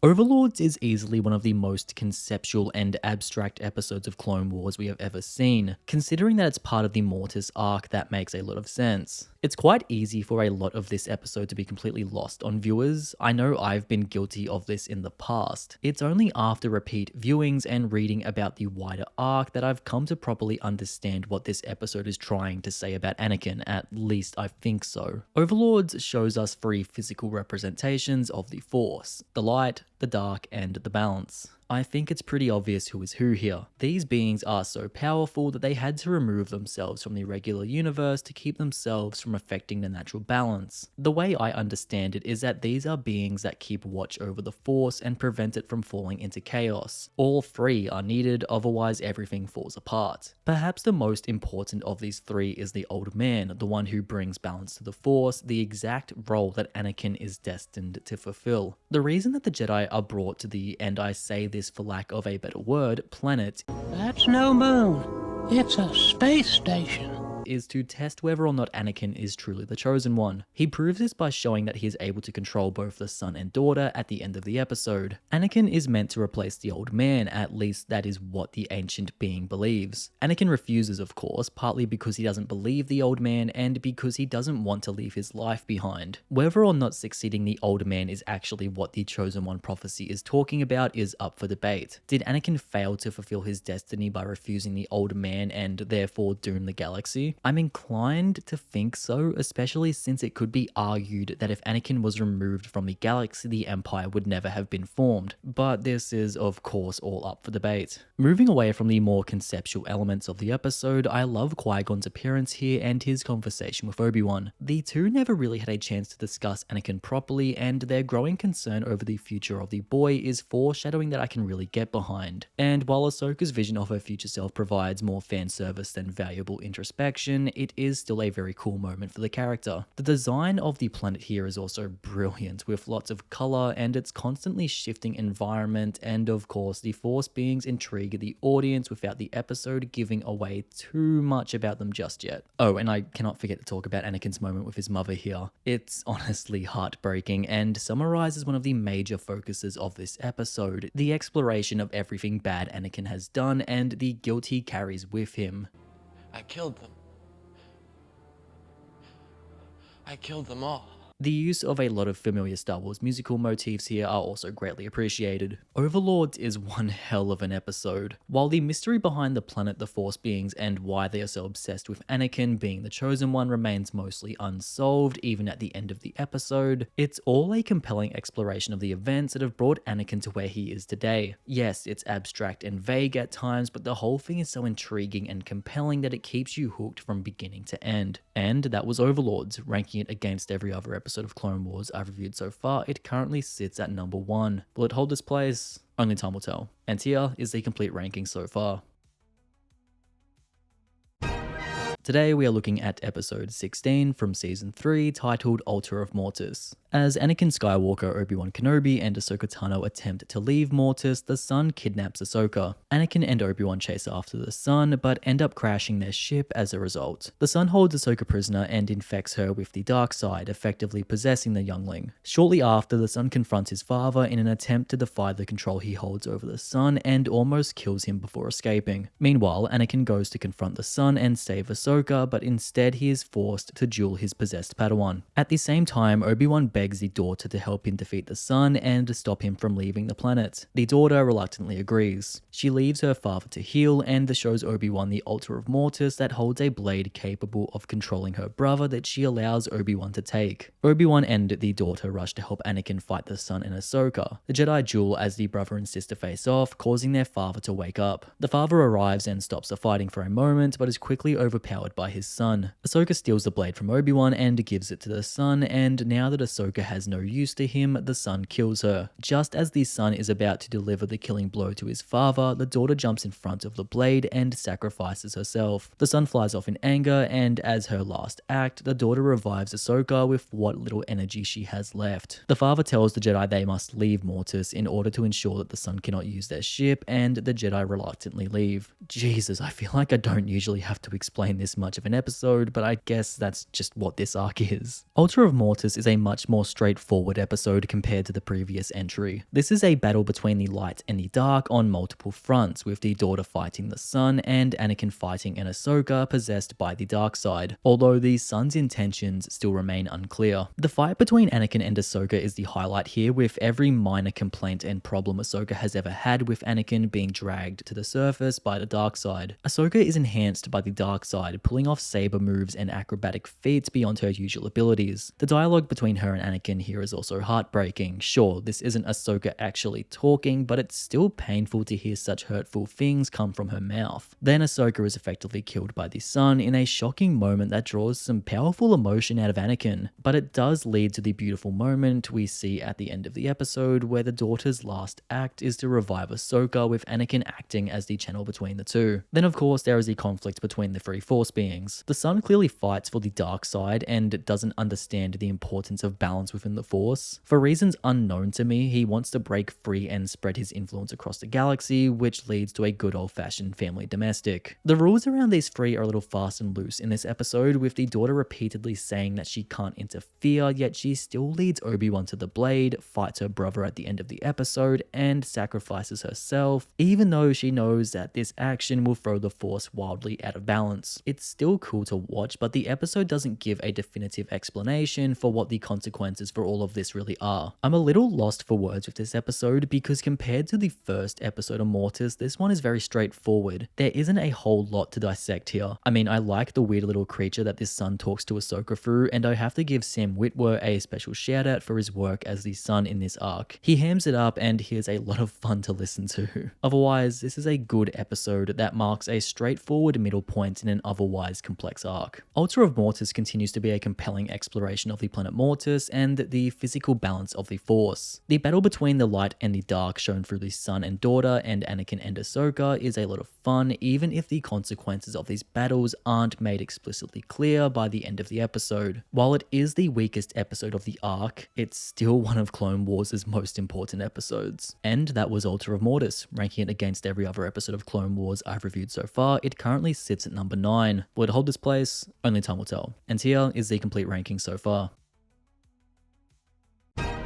Today we are looking at episode 17 from season 3 titled Ghost of Mortis. After the death of the daughter, Anakin Skywalker, Obi-Wan Kenobi and Ahsoka Tano are trying to repair their ship so they can leave Mortis. Anakin, worried that the son will be powerful enough to leave Mortis even with the Jedi gone, goes to consult with the father. The father tells Anakin that it is now up to the Force to decide what must be done. The Force reaches out to Anakin through Qui-Gon Jinn's Force spirit, who tells Anakin that he must venture to the well of the dark side to find the answers he seeks. Back at the ship, after the father tells Obi-Wan where Anakin is going, worried for his apprentice, Obi-Wan races to find Anakin, leaving Ahsoka to repair the ship. Anakin travels to the well and meets the son there. The son shows Anakin a vision of the future, including every horrible atrocity that he will one day commit, including his transformation into Darth Vader. Traumatized by his glimpse into the future, Anakin joins forces with his son after he promises Skywalker that he can change his future and bring peace to the galaxy. When Obi-Wan finally finds Anakin, Skywalker destroys his speeder and leaves Obi-Wan stranded in the well as he leaves with the son. Meanwhile, Ahsoka sabotages the ship to stop Anakin from escaping and flees on Anakin's speeder. After the son leaves Anakin to find another source of power, the father confronts Anakin and wipes his knowledge of the future from Skywalker's mind, removing the son's grip on Anakin. Obi-Wan and Ahsoka reunite with a restored Anakin and the father, with Anakin now certain of what he must do: destroy the son. The son confronts the group armed with the blade he stole from his sister's grave, which the father takes from him, stabbing himself to destroy the link that grants his son power. Anakin then kills them both with his lightsaber, restoring balance to the Force. The planet begins to crumble as the Jedi are blinded by a flash of light. Shortly after, they wake up in their ship back in space where they were before being pulled into Mortis many episodes ago. While the Jedi were gone for many days in their minds, Rex contacts them and tells them they were only missing for a moment. Ghost of Mortis is the crowning jewel of the Mortis arc and one of the very best episodes of Clone Wars ever made. If the first episode of the arc was an exploration of every horrible thing Anakin has done, then this episode is an exploration of every horrible thing Anakin will do. Anakin shows an exceptional amount of maturity in this episode, choosing to seek guidance from the father about what he should do about the son, and then letting the Force guide his actions. For once, Anakin doesn't think with his heart and listens to the will of the Force. He even takes guidance from the spirit of Qui-Gon at one point in a lovely little reunion that I know made a lot of fans happy. It's only after Anakin is shown his future by the son that everything falls apart. I cannot understate how earth-shattering it is for Anakin to be shown his future as Darth Vader so long before Revenge of the Sith. The scene itself is beautiful, referencing the darkest elements from episode 3 and climaxing with a shadowy image of Darth Vader. Frankly, it's incredible that Anakin didn't push his lightsaber against his temple and ignite it after seeing this. Anakin is so distraught from the experience that when the son suggests that he can change Anakin's future, Skywalker doesn't even hesitate to take his offer. It's the exact same situation that leads to his downfall in Revenge of the Sith, making an emotional decision based on a future that has not yet been realized. It's interesting to think about what might have happened if Anakin didn't join the son and instead took this knowledge home with him. What would have changed? In a way, Anakin killing the son at the end of the episode is also Anakin severing his connection to the dark side. Unfortunately, the severance proves to not be permanent. Anakin's spiritual experience here is the core of the episode, and it's the most monumental experience Anakin has during the Clone Wars. Not to mention that by killing the son, Anakin fulfills his prophecy as the Chosen One by killing the dark to balance out the death of the light. Interestingly, after the father sacrifices himself to secure the balance of the Force, he tells Anakin that to fulfill the rest of the prophecy, he must not follow his heart. And I just gotta say, the father was exactly right, because look at what happens in Revenge of the Sith. Ahsoka and Obi-Wan are pretty much background characters in this story. They do stop Anakin and the son from leaving Mortis, but this is very much Anakin's story. I do also like how they wrap up the story of the Force family here too. The whole thing plays out like an ancient epic that you would find inscribed on a temple wall, and the bond between the father and the son holds a nice emotional weight. Finally, I have to point out how gorgeous this episode is. The whole Mortis arc is like this, in fact. The colors here are beautiful, there's some incredible composition, and season 3 is definitely taking advantage of its improved animation. Ghost of Mortis is essential Star Wars viewing, full stop. The exploration of Anakin's past and future here is exceptional, and it shows us that if Anakin had never had that vision of Padme dying, then he might have never turned to the dark side. The epic tale of the Force family wraps up nicely and holds all the power and emotion of a classic tragedy. The Mortis arc is held in high regard for good reason, and this episode is a clear example of why. And that was Ghost of Mortis. Ranking it against every other episode of Clone Wars I've reviewed so far, it currently sits at number 1. Will it hold this place? Only time will tell. And here is the complete ranking so far.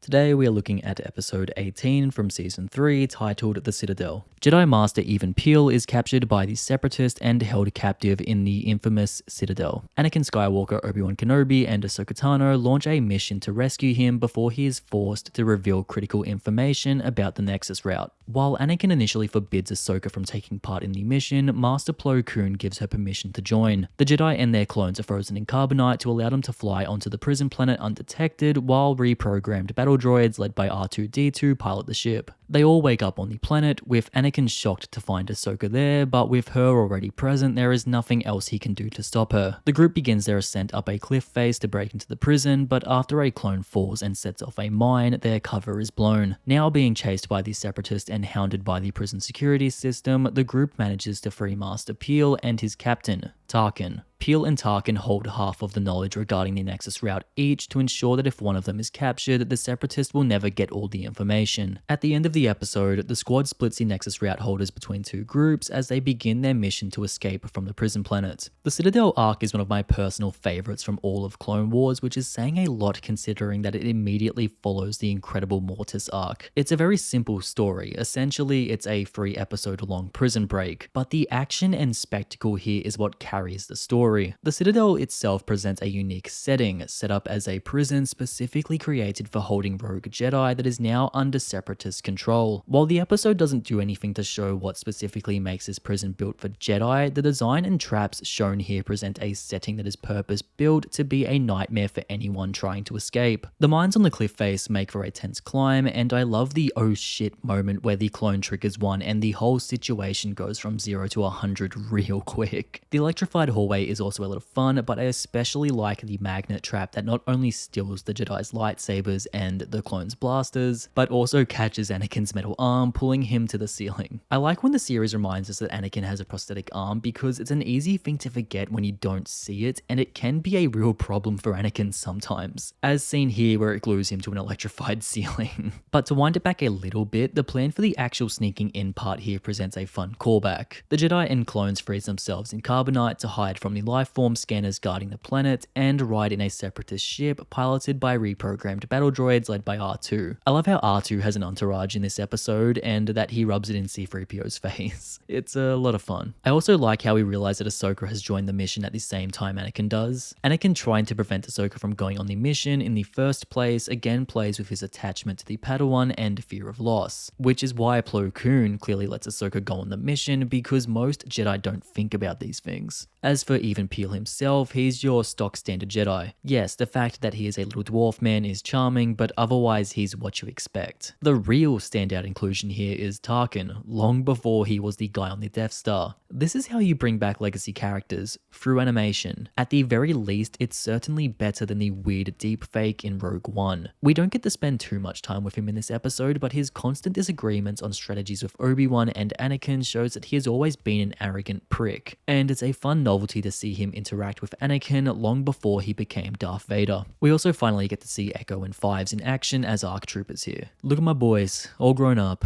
As mentioned, the action here is also a lot of fun. The shift from stealth to assault and then to escape is a cool progression, and seeing the squad take on commando droids establishes that the Citadel presents a much bigger challenge than what they are all used to. The Citadel is a very fun first episode in a personal favorite arc of mine. The introduction of Master Even Peel and Captain Tarkin is a major moment for the series. The cobbled together plan to break into the prison is a lot of fun, and seeing the improvisation that follows is just as entertaining. The prison establishes itself as a serious threat for the Jedi, killing a significant portion of their troops before the midway point of the story, and it all sets the stage for one of season 3's most explosive arcs. And that was the Citadel. Ranking it against every other episode of Clone Wars I've reviewed so far, it currently sits at number 11. Will it hold this place? Only time will tell. And here is the complete ranking so far.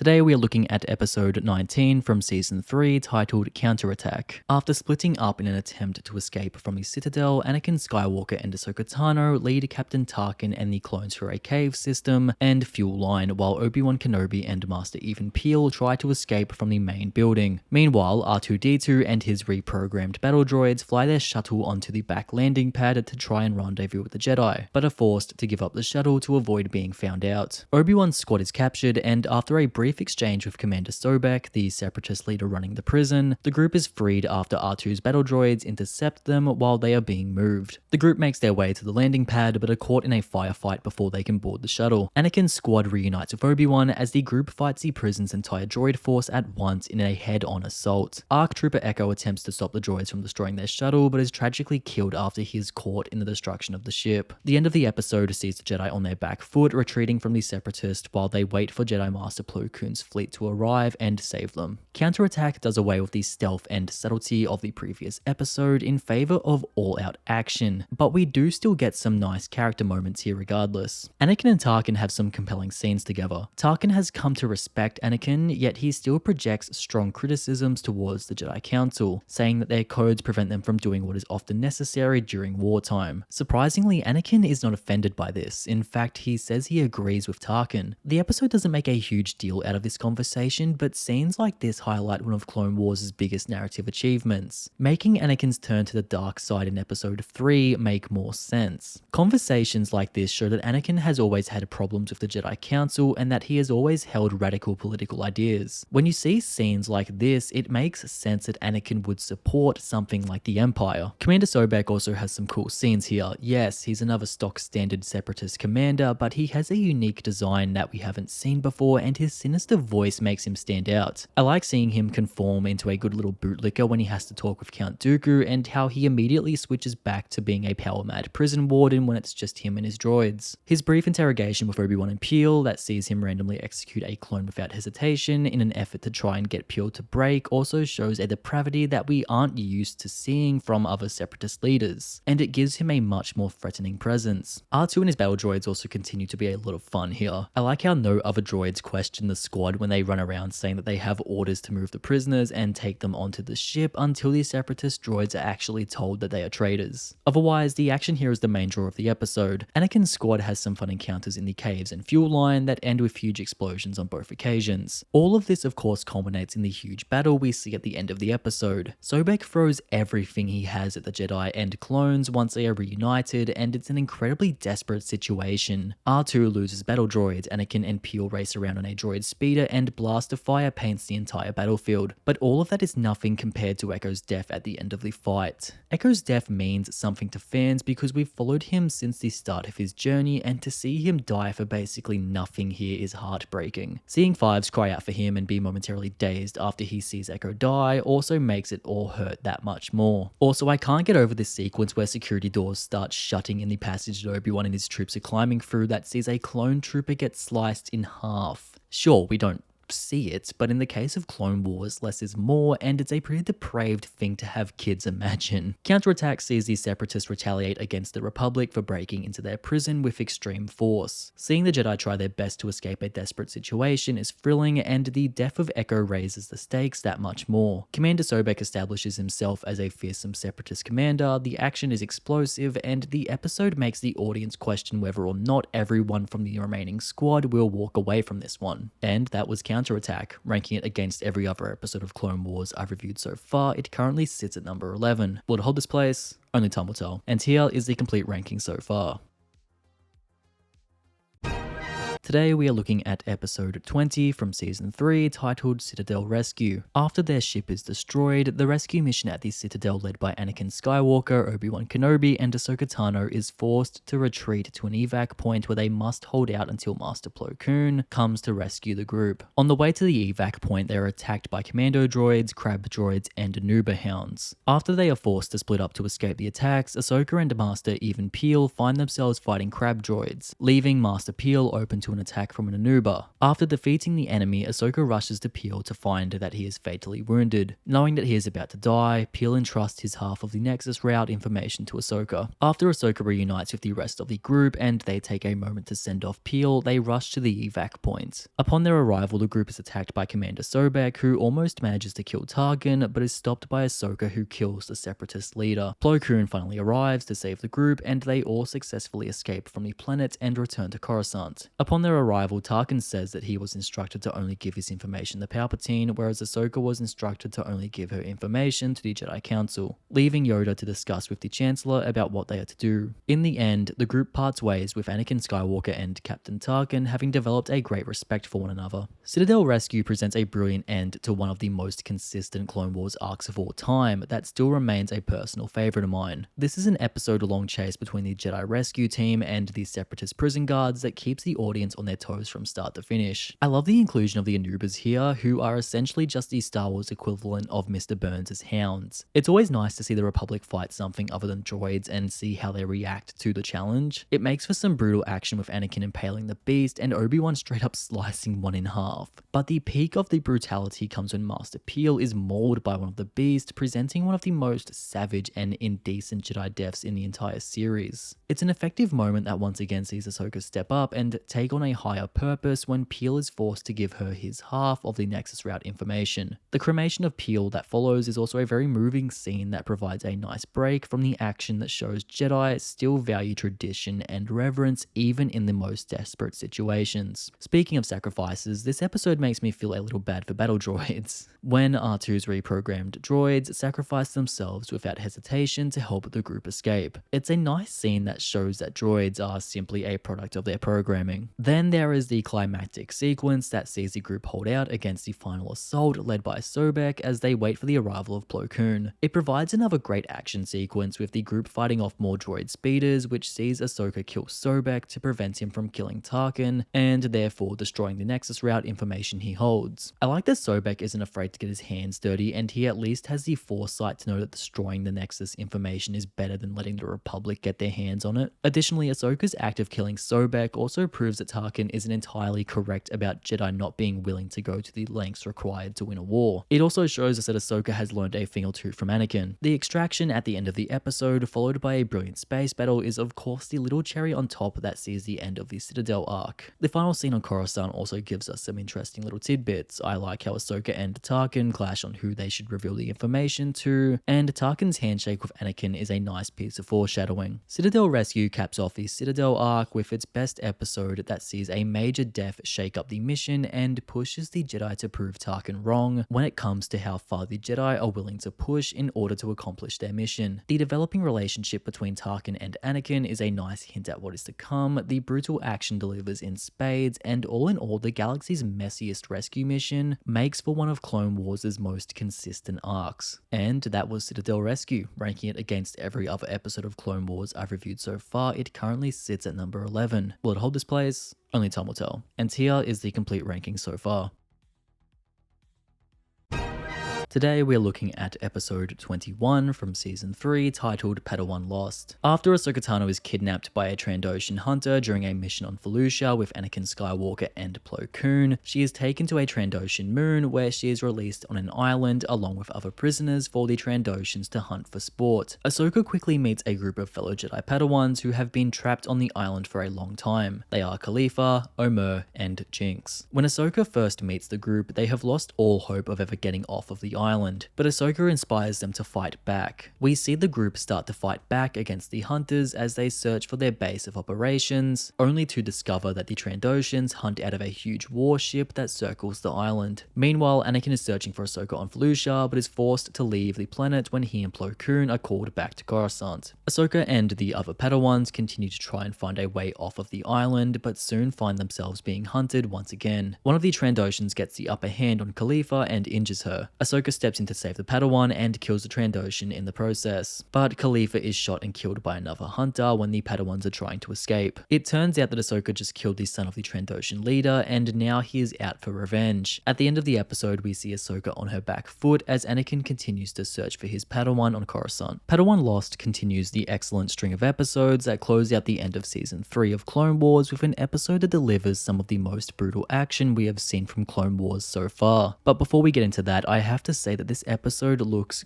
gorgeous, especially the opening sequence on Felucia. The nighttime setting that is lit up by the glowing flora looks incredible, and seeing the Wolfpack and 501st run through it makes for a stunning scene. The general composition and framing in this episode is honestly just impressive in general. But of course, the real focus here is on Ahsoka's fight for survival on the Trandoshan moon. The 2-episode arc that bookends Season 3 is monumental for Ahsoka, and I believe that it marks the point in Clone Wars where most fans started to respect Ahsoka. We've never seen a character be put through an ordeal like this, a Jedi Padawan without their lightsaber being hunted for sport. The setup alone is incredible. The inclusion of an entire group of Jedi Padawans here is also greatly appreciated. While not a lot of time is dedicated to fleshing them out, with Khalifa being the only character with any major moments beside Ahsoka, their common purpose and camaraderie is enough to carry the episode. Seeing Ahsoka come in guns blazing, confident as ever, and restoring their hope makes for a very hopeful episode, even against what seems like impossible odds. Honestly, when you stop and really think about this situation, it's pretty sadistic. It's bad enough that the Trandoshans kidnap random people just to hunt for sport, but this is a group of kids they're hunting. That's actually pretty fucked up. It makes the violence in this episode feel especially brutal and shocking because none of this is done in an effort to win a war. It's just for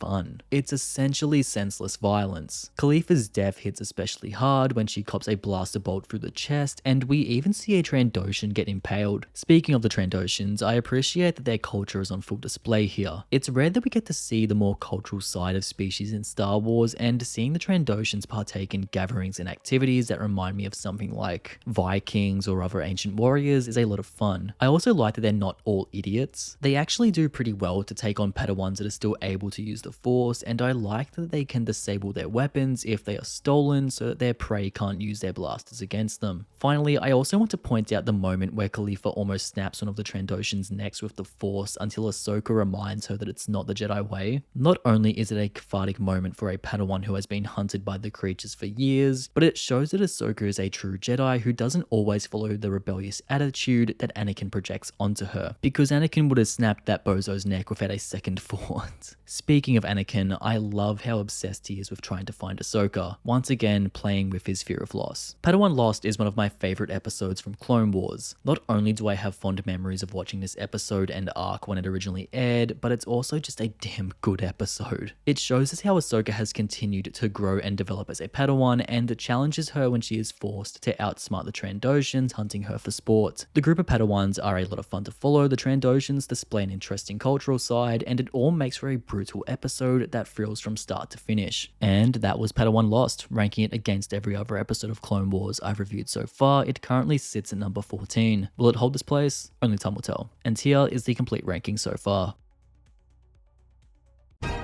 Today we are looking at episode 22 from season 3, titled Wookiee Hunt. After the death of their friend, Ahsoka and the remaining Padawans continue to evade the Trandoshan hunters. Eventually, they decide to take on the prisoner ship head-on in an attempt to hijack it. While they successfully take control of the ship, it is badly damaged from the fight and crashes on the beach. The Padawans lose the ship, but gain a new ally in their fight, the Wookiee known as Chewbacca. Chewbacca tries to create a communication device using parts from the wrecked ship, and the Padawans capture a Trandoshan sniper guarding the wreck. Chewbacca's device initially fails and forces the Padawans to use the prisoner to call a Trandoshan transport that they can hijack. Using a Jedi mind trick, the Padawans get the prisoner to call a hoverpod to the island that they can hijack and fly to the main Trandoshan ship. Meanwhile, Chewbacca's device finally gets through to the the Wookiees who arrive at the ship to help the Padawans fight the Trandoshans. The group defeats the Trandoshans, with Ahsoka killing the leader. The end of the episode sees the Padawans return to Coruscant, where Ahsoka reunites with Anakin. Wookiee Hunt presents an excellent end to Clone Wars' third season and marks Ahsoka's biggest accomplishment to date, with the Padawan overcoming impossible odds to win the day. The episode delivers more of the same that we saw from the previous entry, with the Trandoshans continuing to hunt the Padawans, except this time the Padawans start to get much more bold and now they have a Wookiee. We're not just talking about any Wookiee here either, this is Chewbacca. While appearances like this make the galaxy feel really small at certain points, I mean,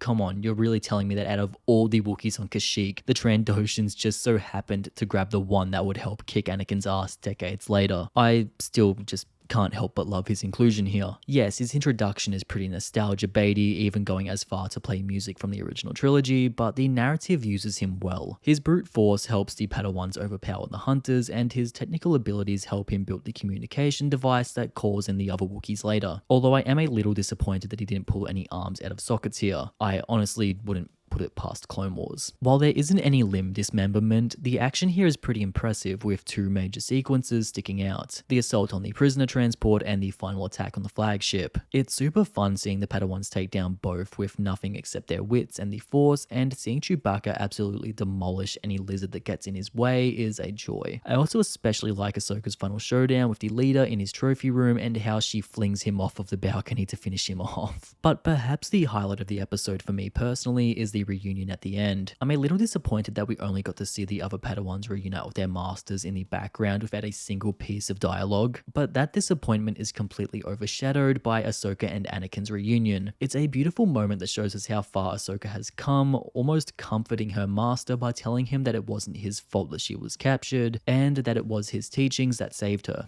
Anakin was clearly distraught by the whole thing, his fear of loss kicked into overdrive, and after losing his mother, it's clear that losing another person he cares about could very easily send him over the edge. I also like how the scene lingers on Yoda looking at the two-frame moment with a troubling look, once again hinting at the fact that the bond between master and apprentice here might cause some problems down the line. Also, the crystal skull is just in the trophy room. Look, see?